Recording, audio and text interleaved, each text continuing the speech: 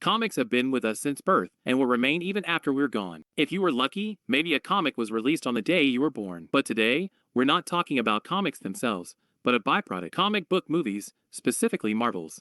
Growing up, I watched all sorts of comic series. One day it was X-Men and Fantastic Four, another day Superhero Squad and Teen Titans, or sometimes a marathon of Hulk and Batman. The brave and the bold. Thanks to TV airing both old and new series, I got to know many characters who, to this day, lack the recognition they deserve. One thing I learned from all of them is that variety brings happiness. One day, like any other, I was flipping through channels looking for something new when suddenly I saw a scene where Iron Man was facing off against a tank, making it explode. That's when I discovered live-action superhero movies. I don't know how it is in your countries, but here, movies that hit theaters would be bought by TV channels a few months later and aired on television. Then I discovered more.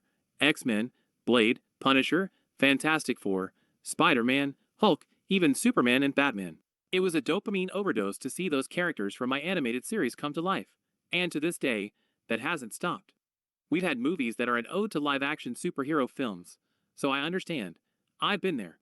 You know what my favorite part of these movies was? When the hero doesn't yet have the suit, when all they have is clothing or an early version of something that would evolve. My personal ranking is Andrew, Toby, and Tom. There's something about seeing a handmade superhero suit, crafted from things found at home, that makes me feel a closer connection to the character.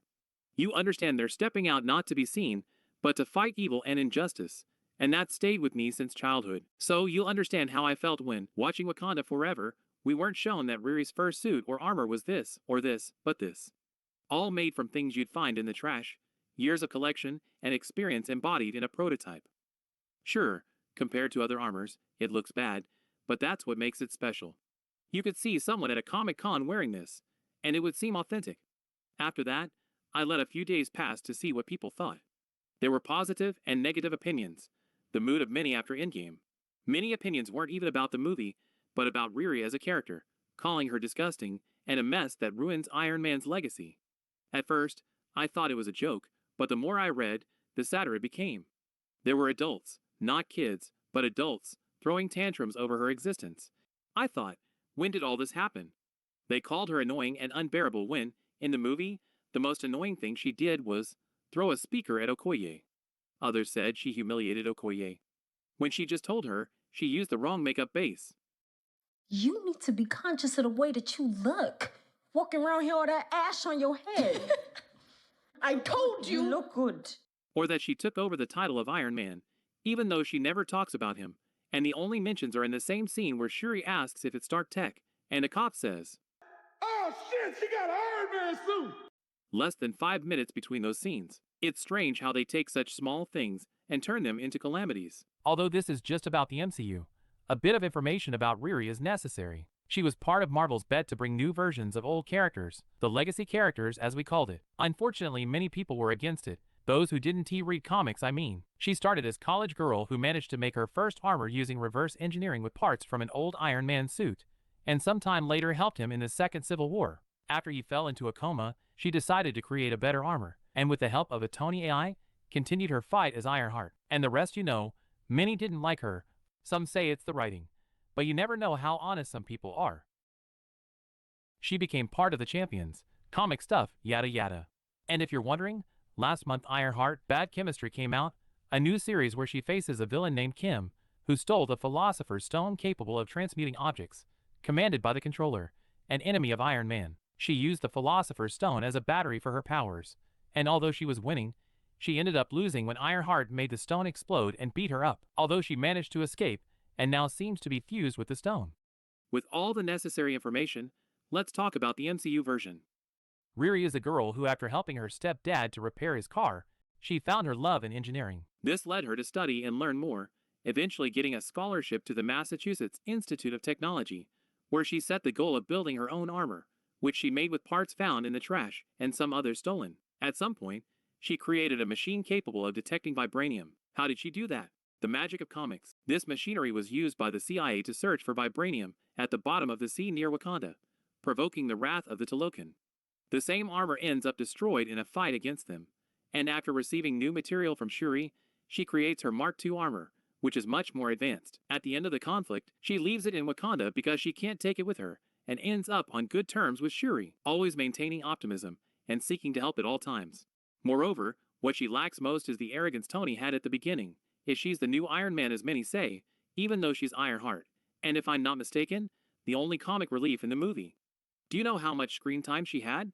Less than 30 minutes, and many people use all that to determine that she's a disgrace and a waste of space, even saying she could be replaced by any scientist and the plot wouldn't change, which isn't false. But the point of introducing Riri here is to have the character in the MCU and use her in the future. It's no coincidence they later gave her a series, whose trailer reignited the hatred from these responsible adults on YouTube. That it's woke because she's black. Damn, I remember reading someone said they did blackwashing. That Marvel lost its mind, alleged reshoots, the usual. But something I don't understand is the need to attack her ethnicity or appearance when the only thing that should matter when criticizing this type of material is how it's written and presented. If we only judge characters by their appearance, we're barely scratching the surface. What about their motivations? In the trailer, we can see that she ends up working with the Hood and his criminal crew to steal technology. Using the money she makes of this, she makes a new suit since the previous one was made in the MIT. But after doing something that draws the attention of the police, she decides she wants out, leading to a confrontation with the Hood. The trailer spells it out pretty clearly, unless, of course, basic thinking is too much to ask. She's not perfect, she makes bad choices. But it's those choices that drive her story. That's her hero's journey. They focus only on her appearance, as if it's the only thing they can criticize, since just seeing her gives them a brain aneurysm, as if they can't conceive her existence. People, please, how do you think readers of Civil War reacted when, the following year, they gave Iron Man a movie? Among many things he did are forcing Peter Parker to reveal he's Spider-Man, imprisoning his friends in a negative zone prison, creating a robot to replace Thor while he's off Earth, and that robot kills Goliath. I could go on, but you can imagine. And the following year, they gave him a movie. If today's internet existed 17 years ago, I'm very sure that the treatment Riri is getting of not deserving to exist in the MCU would be equally, or more cutting with the Iron Man movie. And you know what? I'm also a fan of the MCU's of Robert Downey Jr.'s portrayal. But many don't understand that Iron Man isn't a title like Captain America, which belongs to the government and can be given to someone they deem worthy. It's not Thor, which is the name of the one worthy of lifting and using Mjolnir, or Black Widow, which is the code name of Red Room agents. Iron Man is Tony Stark, an international hero who sacrificed himself to save everyone, and no one will be on his level. But still, there are people who say that instead of bringing in Ironheart to replace Iron Man, they should give the title to Rhodey, the kid from Iron Man 3, or his daughter Morgan. These three options are things that no fan or someone who has watched the movies would think are valid options. Rhodey is Tony's best friend, someone who took the Mark II to beat him up for acting like an idiot in an interpretation of Demon in a Bottle in Iron Man 2, and then became War Machine and is currently Iron Patriot. No matter the series or version, they will always be friends. If people hated and reject Sam Wilson for becoming Captain America even when Steve himself gave him his shield, and even after seeing a series and a movie with him, even after 7 years since Steve retired, is not necessary to say what people would say if he takes Iron Man mantle. The internet is very harsh. Then we have Harley, the kid from Iron Man 3. Yes, he's intelligent, clever, and we saw him once more at Tony's funeral, though many didn't quite recognize who he was at the time. I recall people saying he might become Iron Lad. Not a bad thing, really, but there's quite a little problem. It simply cannot happen. You see, Iron Lad is a young man who discovers he's a past version of Kong the Conqueror. Upon learning this, he takes a heroic path, though eventually he becomes a variant of Kong. And, by the way, that version has already appeared in the MCU. Yes, that one, the one with the big hat. But Harley? What of him in the comics? Well, after a bit of digging, I found he has a few appearances in other media. He's a playable character in LEGO Marvel Avengers, and his name pops up on Happy Hogan's contact list in the What If holiday special, Happy Saves Christmas. But wait, I make even more digging and I found that I was wrong.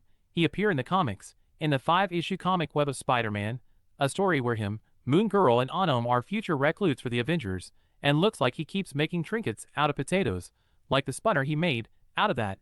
It doesn't look like he wants to take the mantle of Iron Man. But hey, he is canon, right? And lastly, we come to Morgan Stark, Tony's daughter, who made her debut in Endgame with a memorable line. Beyond that, there's nothing. No comics, no games, not even a mention after Endgame. And if we're to say that she deserved to be Iron Man simply because she's his daughter, well, she's an original character created for the MCU. And by now she'd be what?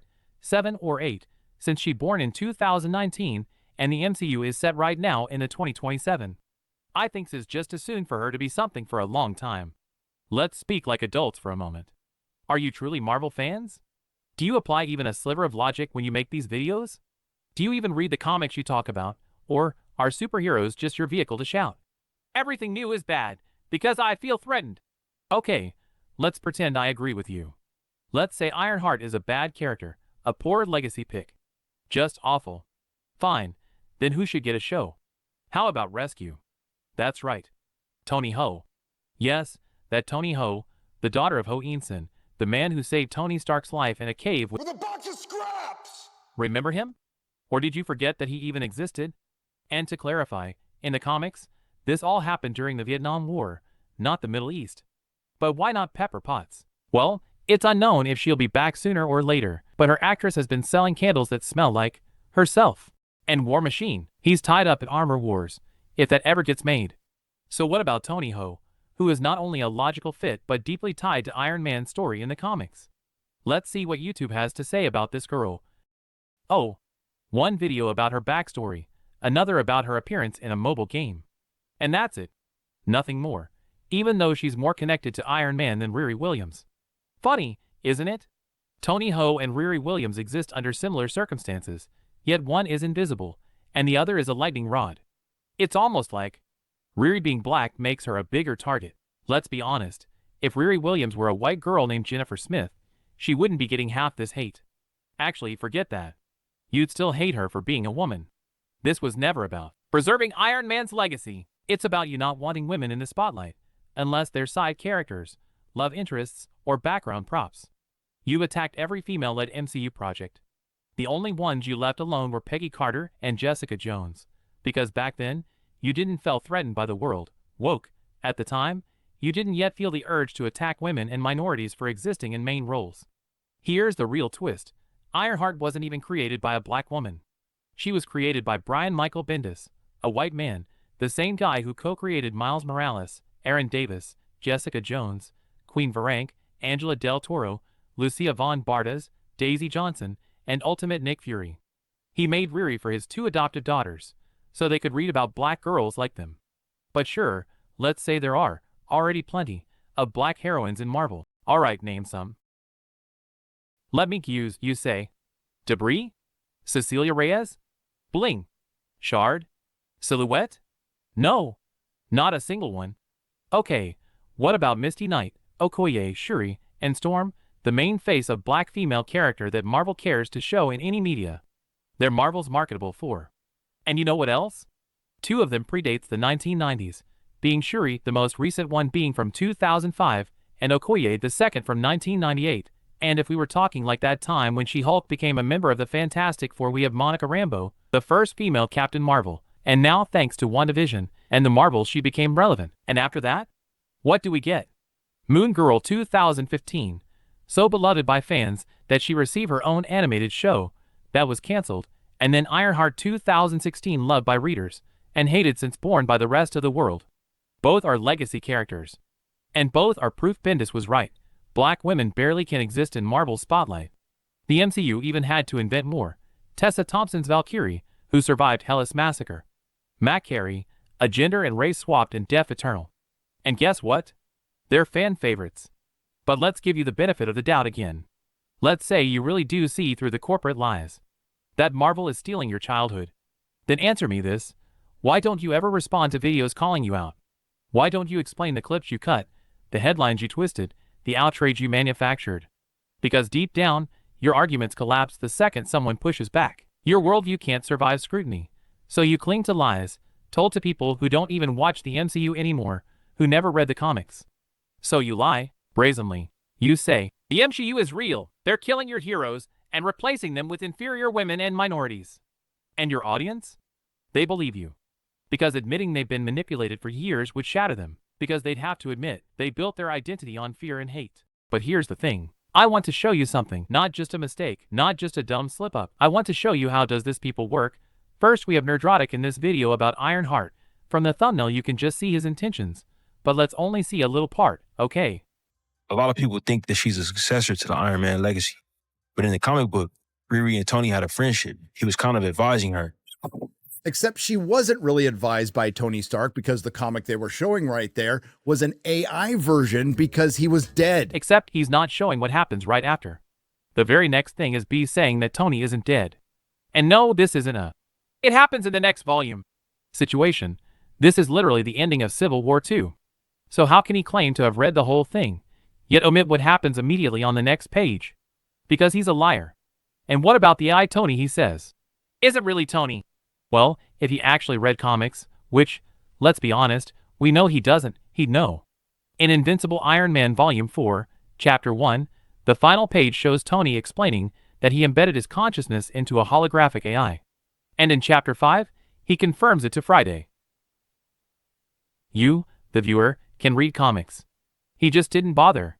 So not only is he lying about Tony's state at the end of Civil War II, he also couldn't take the time to read 2 chapters of a comic before making his argument.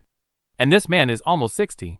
On the other hand, we have a critical drinker and his video about Captain America Brave New World. As always, the devil is definitely in the detail here. First up, there's the antagonist. Instead of an understandable villain trying to bring about world peace by eliminating everyone who could oppose his agenda, furthering the movie's central theme of security versus freedom in Winter Soldier, we've instead got just another generic supervillain out for revenge.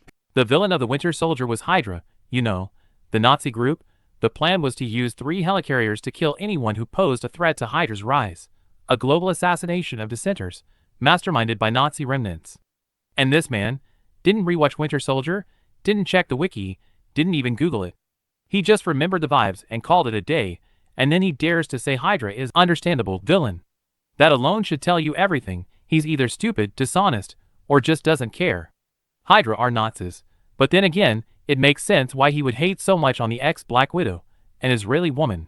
Oh yeah, and this small child shows up for like 5 minutes to give us the obligatory girl boss moment, and then basically does nothing for the rest of the movie. You've often heard me joke about petite actresses beating the shit out of guys twice their size, but in this case, it's literally true. If she's more than 5 feet tall and weighs more than 90 pounds, I would be fucking shocked. But don't worry, I'll talk more about her later. Believe that! Then there's the small child pretending to be a secret agent whose name I totally forget because it's only mentioned like once in passing. A character who I guess once had a much bigger role in this film, kind of like Natasha in Winter Soldier, only definitely not as hot. But as it stands, I've got no idea how I'm supposed to feel about her because there's really nothing to like or dislike here. She barely even has any dialogue, never mind a personality or character arc, and if I was a cynical man, I'd say that her Israeli background might have had something to do with it. He complains that she's a kid because of her height. She's 3 centimeters shorter than Scarlett Johansson, and since he didn't care even slightly to research,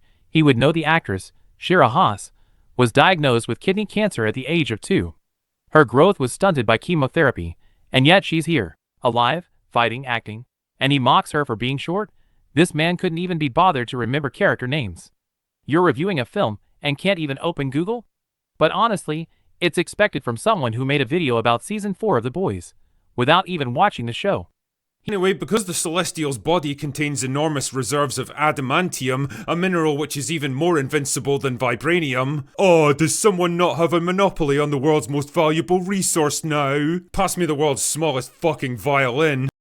He is 42, by the way. But sure, mistakes happen, right? No, this isn't just a mistake. This is manipulation, feeding people ignorance and hate, and I want you to see what that creates. This is a kid.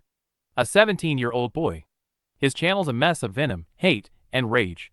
Listen to what he says about Absolute Batman. Then out of nowhere, this big hulking transgender comes up behind him and is like, "Hey bro, I think it's my turn now," and just starts blowing the punching bag across the room with his big fat arms. Now, the character design going on here, he has the haircut of some fat emo transgender kid, and that is Bruce Wayne. I'm not joking, that is Batman. That's not critique. That's cruelty wrapped in words. And this? Like, it's so weird how, like, people who just hate certain things, you just slap the label woke into it. Thanks, bro. It's always cool to see some support from the disabled community. When you say I'm scared of black people, newsflash, you illiterate troglodyte. Everybody is. The best advice I would give to white people is to get the hell away from black people. Just get the fuck away. You can't stop looting and burning countries to the ground. Next time you're driving to work and you're enjoying your Marxist Batman comic, try not to get robbed or shot by your fellow brothers. To create an argument, you actually have to make some valid points. You can't just dance around throwing your arms up in the air, making weird noises like you did. It makes you look like a Neanderthal who hasn't picked up a comic except Watchmen in his entire life. Stay in your own lane and go back to anime. You low IQ mental retard. Is him when someone thinks he is wrong. This is what channels like Nerdrotic and Critical Drinker breed. Misinformation mixed with racism and misogyny. They're not just talking about stories and heroes. They are raising a generation of angry, bitter people who don't care about stories anymore. Let's return to the point of this video, Riri Williams. Whenever people make videos about why she's supposedly a bad character, they always recycle the same 3 points. That she's a poor successor to Iron Man, that she's annoying or too arrogant, and those 3 pages. You know the ones, the panels everyone uses to justify their dislike for Riri. She's a child in elementary school, saying she wants to experience the same struggles as black historical heroes who defied systems stacked against them and made history. Her teacher explains that thanks to those heroes, those times are in the past. Riri gets upset because she wanted to be like them. Her teacher then tells her she'll never be like Tony Stark. And from that moment, she commits to studying and becoming just as good, or even better, than him. Now listen. If this were an adult version of Riri, already in university, and over 18, sure, that would come off immature or misguided. But she's a child. Haven't you ever wanted to be like your heroes as a kid? Didn't you say things that didn't make sense when you were young? So how can anyone justify so much hate for her using just 3 pages? Out of nearly 200 across the 12 chapters of Invincible Iron Man Volume 4, these panels are from Chapter 8, which means they're skipping the most crucial part of her story, her losses. Before she was even born, Riri lost her biological father in an accident. At age 13, she lost her stepfather and her best friend in a shooting, in the very park where they were having a picnic. No one knows who did it, or why were they the one who die and not Riri and her mother, and she hates that they die for no reason.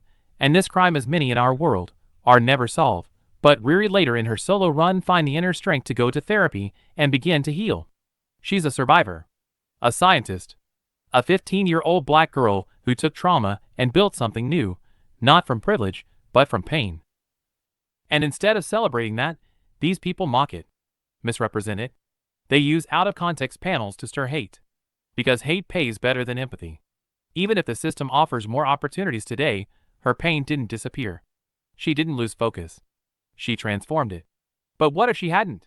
What if Riri Williams had gone down a darker path, blaming the world, turning bitter, or worse?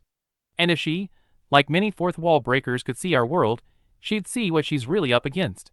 Just like her heroes, she'd realize that while the laws may have changed, she's still battling a modern system. One made of people.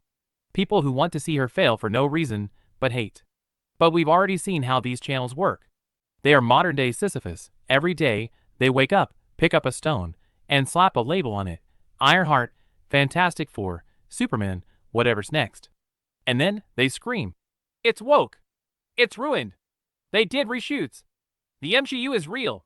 They quote some guy on Twitter, who heard it from a friend, who maybe saw a test screening, and from that flimsy rumor, they make a whole video declaring, "This movie is doomed!" So they drag that stone up the mountain. Every casting leak, every costume reveal, every marketing beat becomes content. They feed it to their audience like breadcrumbs. And when the movie or show finally drops, the stone rolls back down, and they start again, because they live for that stone, they need it, their identity, their brand, their paycheck, all built on being the enemy of progress. So congratulations. They're not resisting wokeness, they're enslaved by it, they depend on their audience's ignorance, counting on people not doing research, not reading comics, not thinking for themselves, and they'll carry that stone until the day they die. And to think, the 2 biggest anti-woke YouTubers combined are almost 100 years old. I've got uncles and aunts their age, with jobs, kids, lives. And none of them have to sit in front of a camera, lying to strangers just to pay their bills. Their audience? A perfect reflection of everything broken in modern fandom, addicted to outrage, allergic to joy. Meanwhile, the rest of us? We live. We watch. We create. We enjoy superheroes for what they truly are, a form of entertainment. A gateway to imagination. A chance, sometimes, to learn something about ourselves. So maybe, instead of pushing that rock forever, it's time to let it roll. And start climbing a new mountain. One built on hope, curiosity, and the desire to enjoy, not destroy. This was Breaking the Cycle. And if you're still watching, whether you agree or not, I invite you, read the comic. Don't take my word. Don't take theirs. Decide for yourself. And I'll see you at the next link we'll break.